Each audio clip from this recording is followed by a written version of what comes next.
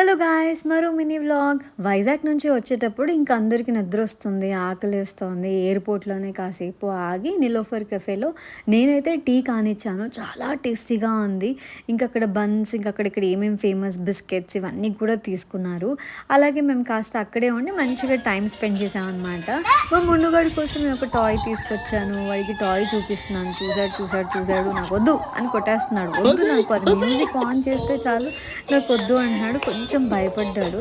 అలాగే వాడితో ఆడిపించడానికి ట్రై చేస్తున్నాం. పడేస్తూనే ఉన్నాడు నాకు వద్దంటే వద్దు అని.